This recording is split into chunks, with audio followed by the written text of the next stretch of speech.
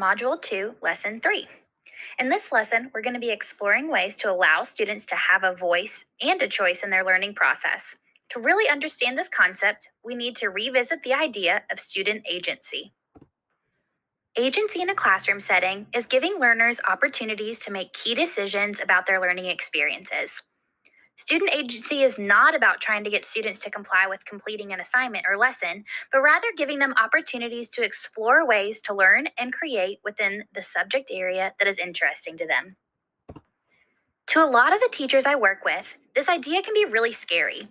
I hear questions all the time like, what if they don't actually learn what I need them to? And how am I supposed to monitor all of these different projects at once? This is where your role as a digital learning coach can really shine.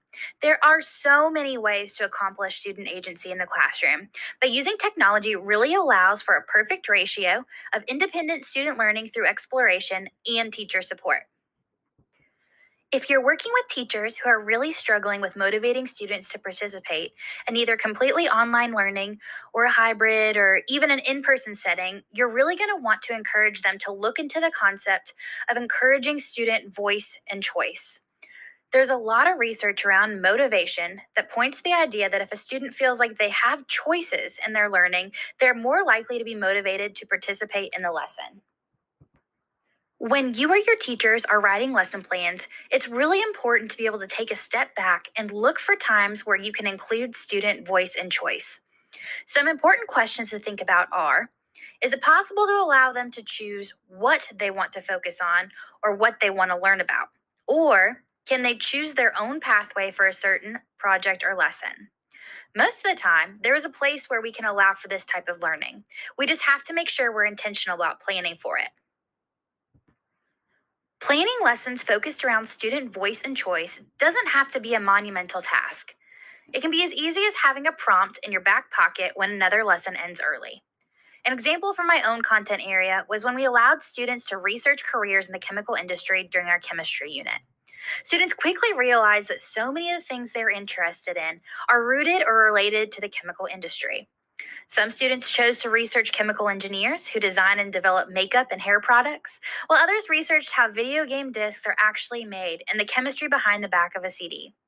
They accomplished the standard about learning about STEM careers in chemistry by choosing what they were actually interested in and hearing from their peers about their preferences as well.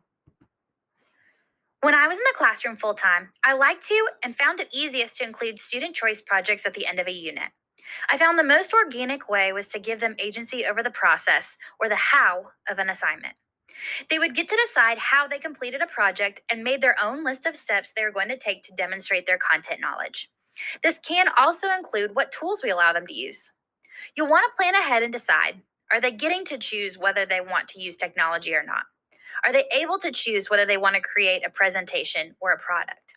These are all easy ideas that can make a large difference in our students' educational experiences. One of my favorite ways of giving students some agency over what they create is the idea of a project choice board. I won't be going into detail about choice boards because you'll definitely be getting some great ideas and examples in Module 3. But the main idea is to give them a list or board of project types they may want to consider when they're demonstrating their learning. I love choice boards because on the front of the board, you can make them colorful, fun, and exciting. And then on the back, you can provide scaffolded links that give them basic templates or outlines that can support the project type they chose. Although sometimes intentionally planning time and space for student choice and voice in lessons can seem laborious, please remember that it goes beyond teaching them how to speak up for themselves. It's teaching them how to self-advocate. It's reminding them that their opinions and thoughts matter. And it's showing them how to use their ideas to make positive changes. Thank you for watching Lesson 3 of Module 2, called Voice and Choice for Blended Learning.